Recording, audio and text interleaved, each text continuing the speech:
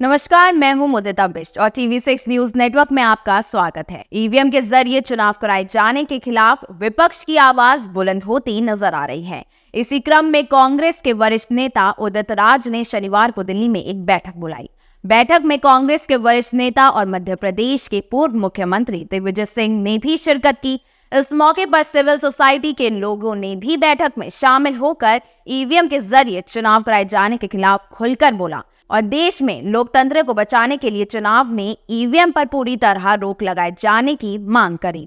इसी मुद्दे पर देखिए हमारी ये खास रिपोर्ट। हाल ही में 5 राज्यों में हुए चुनाव के आए नतीजों के बाद विपक्ष एक बार फिर से चुनाव में ईवीएम के इस्तेमाल के खिलाफ मुखर होता दिखाई दे रहा है, जिसकी अगुवाई कांग्रेस कर रही है। खासकर कांग्रेस के वरिष्ठ नेता और पूर्व सांसद उदित राज चुनाव में ईवीएम के इस्तेमाल पर रोक लगाए जाने को लेकर काफी सक्रिय नजर आ रहे हैं।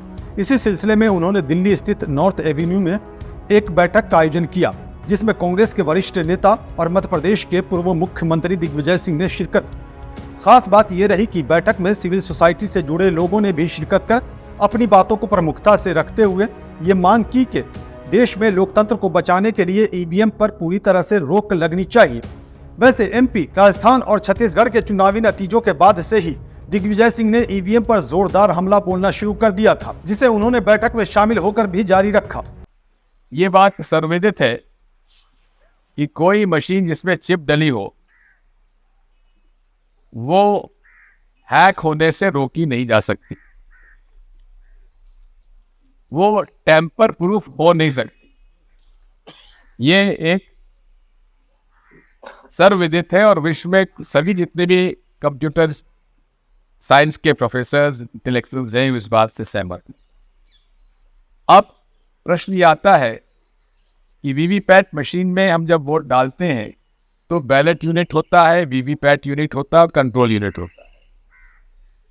चिप जो है वीवीपैट यूनिट में होती है और कंट्रोल यूनिट में, जिसमें कि काउंट होता है, बैलेट यूनिट में नहीं रहता। अब बैलेट यूनिट जो है वो वीवीपैट से जुड़ता है सीधा केबल के माध्यम से, कंट्रोल यूनिट में नहीं जाता। अब वीवीपैट यूनिट में चिप डली हुई है और जब चिप डली हुई है उसमें सॉफ्टवेयर डला हुआ है। पहले जो था, जितनी भी मशीनें आती वे कौन सी मशीन कौन जिले में जाएगी ये तय होता था और जिस जिले के कलेक्टर उसे फिर कौन सी मशीन कौन से बूथ में जाएगी, असेंबली में जाएगी, कौन से बूथ में जाएगी, जिला लेवल पे तय होता था। अब वो नहीं होता है। अब सेंट्रली कंट्रोल्ड चुनाव आयोग तय करता है कौन सी मशीन सॉफ्टवेयर के माध्यम से निकालकर कौन सी मशीन किस पोलिंग बूथ पे किस असेंबली सेगमेंट में जाएगा, वो यहाँ से तय होता है, जिले से तय नहीं होता है। यानी कि पूरा सेंट्रलाइजेशन केंद्रीय चुनाव आयोग के पास आ गया। अब सॉफ्टवेयर डालने के लिए इंटरनेट की कनेक्टिविटी होती है कि नहीं होती है, चुनाव आयोग इस बारे में मौन है। हम कई बार इस बारे में बात कर चुके हैं, चर्चा कर चुके हैं, प्रश्न पूछ चुके। जो सिविल सोसाइटी आप यहाँ मौजूद हैं, इन्होंने सिविल सोसाइटी ने बड़ी मीटिंग यहाँ पे की थी दिल्ली में और उन्होंने मेमोरेंडम यहाँ से तैयार किया था, जो मई 22 में उन्होंने अपने एक commission on election justice Lokur की अध्यक्षता में बनी थी, जिसमें प्रोफेसर सुभाषीष बनर्जी जो कंप्यूटर साइंस प्रोफेसर थे, रिटायर हो गए हैं IIT दिल्ली के, वो उसकी जल सही थी। उसमें बहुत सारे प्रश्न उन्होंने बताए थे कि आखिर ये सॉफ्टवेयर कहाँ से डाला जाता है, कौन डालता है, चिप प्रोग्रामेबल है, मल्टी प्रोग्रामेबल है, क्या है, उसका कोई उन्होंने एक्नॉलेजमेंट तक नहीं दिया। उसका जवाब देने की बात छोड़ दीजिए। उसके बाद हम लोगों ने मीटिंग करी, हम लोग उसमें गए, करीब 10-12 पॉलिटिकल पार्टीज के लोग उस सिविल सोसाइटी की मीटिंग में गए और हम लोगों ने उन्हें समर्थन दिया। इसको आगे ले जाते हुए अगस्त में जो हमारे इंडिया अलायंस के पार्टनर्स पार्लियामेंट में हैं, उन लोगों ने मेमोरेंडम टाइप करके माननीय चुनाव आयोग के पास अगस्त में दिया कि आप हमारे इन प्रश्नों का जवाब देने के लिए हम आपके साथ मिलना चाहते हैं। समय मांगा। अगस्त से लेकर आज तक माननीय चुनाव आयोग ने उन राजनीतिक दलों की डेलीगेशन से मिलने के लिए समय नहीं दिया है। बैठक में शामिल लोगों ने इस बात पर भी जोर दिया कि अगर ईवीएम के जरिए चुनाव कराए जाते रहेंगे तो ये देश के लोकतंत्र के लिए खतरा होगा।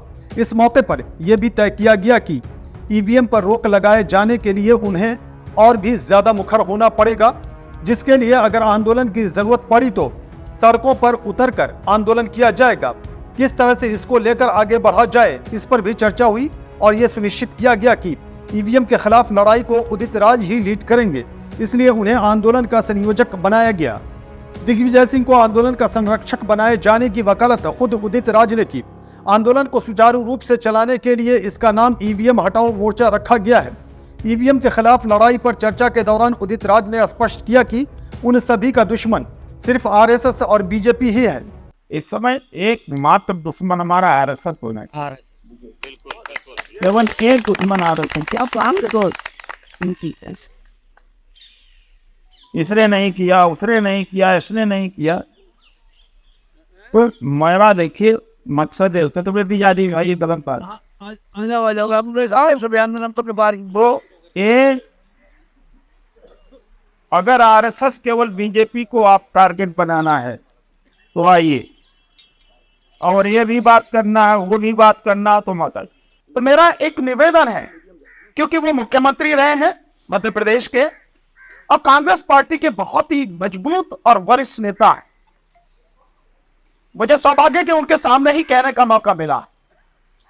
ये 3 राज्यों की हार जिसके बाद आपने ईवीएम पर सवाल शुरू किए हैं, इसका सबसे बड़ा नुकसान तो कांग्रेस को हुआ है। कांग्रेस पार्टी पूरी की पूरी इकट्ठी होकर इस आंदोलन को लड़ती क्यों नहीं है, लीड क्यों नहीं करती है? राहुल जी चुप क्यों बैठे हैं? आप एक प्लीज राहुल जी से आप कहिए उनको, और फिर आप इंडिया गठबंधन को लीड कर रहे हैं जिसमें 27 पार्टियां हैं। आप तो 5 साल से मिलने का प्रयास कर रहे हैं राहुल जी से, उन्होंने तो मिलने का मौका नहीं दिया। पिछले 4 महीने से सोनिया जी से मिलने का प्रयास कर रहे हैं, खड़गे साहब से, वो भी मिलने का मौका नहीं दे रहे। आदरणीय डॉक्टर साहब ने कहा कि हम मिलवाएंगे, अच्छी बात है, आप मिलवाओ। मिलने से सिंपल इतना ही है कि आप अगर मैदान में आएंगे तो पब्लिक का विश्वास बढ़ेगा, और पब्लिक का विश्वास बढ़ेगा तो उसके अंदर से डर निकलेगा, वो एकदम सड़क पर आएगी। बाकी हम सब लोग मिलकर काम करेंगे। लेकिन आप आइए सामने। अगर आप बैठे रहेंगे और कहते रहेंगे कि कोई आदमी निकल के आ जाए और वही करने लगे, मैं समझता हूं इससे बात नहीं बनेगी। फिर तो इस देश की बर्बादी में आप भी जिम्मेदार होंगे। मैं आपके मुंह में ही कह रहा हूं ये सारी बात। कांग्रेस पार्टी ये ना समझे, ये इंडिया गठबंधन की पार्टियां ये ना समझे कि वो इस देश की बर्बादी की जिम्मेदार नहीं होंगी अगर ईवीएम को नहीं हटाया गया। तो आप सब लीड कीजिए ना आके, हम सब आपके साथ में हैं। हम तो ऑलरेडी 10 तारीख को प्रेस कॉन्फ्रेंस करके इस आंदोलन को शुरू कर चुके हैं। लगातार पूरे देश से लोगों के फोन आ रहे हैं, लगातार लोग जुड़ रहे हैं। पूरी ताकत से हम साथ रहेंगे। इस तरह से बैठक तो हुई, साथ ही बड़ी बड़ी बातें भी हुई, लेकिन कई ऐसे सवाल भी रहे जिनका जवाब तलाशा जाना बहुत ही जरूरी है। और उन्हीं सवालों में से एक सवाल ये भी है कि क्या ईवीएम पर सवाल उठाने की बातें करने वाले एकजुट होकर इस लड़ाई को लोकतांत्रिक तरीके से आगे बढ़ाएंगे, या फिर अलग अलग मोर्चे पर खड़े होकर राग अलापते रहेंगे? क्योंकि अब तो विपक्ष ने इंडिया गठबंधन बना लिया है, तो इस लड़ाई को इंडिया गठबंधन की छतरी तले क्यों नहीं लड़ा जाना चाहिए? और अगर चुनाव आयोग ने बैलेट पेपर से चुनाव कराए जाने की मांग नहीं मानी तो फिर इसका क्या रास्ता हो सकता है? भविष्य में ईवीएम हटाओ मोर्चा की छतरी को ईवीएम के खिलाफ लड़ाई में वो मान्यता मिलेगी जो इंडिया गठबंधन की छतरी को मिल सकती है? ये कुछ ऐसे अहम सवाल हैं जिनका जवाब आगे तलाशा जाना जरूरी होगा। लेकिन उदित राज के जरिए ईवीएम हटाने के खिलाफ जो पहल की गई है, जिसमें दिग्विजय सिंह ने शिरकत कर मजबूती प्रदान करने की कोशिश की है, उससे ईवीएम पर उठ रहे संदेह को और भी बल मिलता दिखाई दे रहा है। ऐसे में यह देखना अहम होगा कि भविष्य में आंदोलन कितना मुखर होगा और चुनाव आयोग की प्रतिक्रिया इस पर क्या आती है। Bureau report, TV6 news network.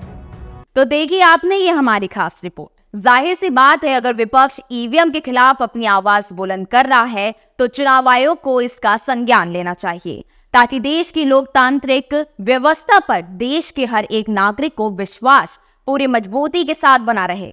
ऐसा करना इसलिए भी जरूरी हो जाता है क्योंकि ईवीएम पर लोगों का विश्वास हिलता दिखाई दे रहा है। यही वजह है कि ईवीएम के खिलाफ उदित राज की तरफ से जारी की गई मुहिम में सिविल सोसाइटी के लोग भी जुड़ते दिखाई दे रहे हैं। अब हमें इजाजत दीजिए, लेकिन जाने से पहले आपसे एक विनती है कि अगर आपने हमारे news channel TV6 news network को सब्सक्राइब नहीं किया है तो सब्सक्राइब कर लीजिए। साथ ही हमारे वीडियोस को लाइक करें, शेयर करें और बेल आइकन का बटन दबाना ना भूलें, ताकि हर एक वीडियो की नोटिफिकेशन आप तक जरूर पहुंचे। और हाँ, कमेंट बॉक्स में जाकर कमेंट जरूर करें। नमस्कार।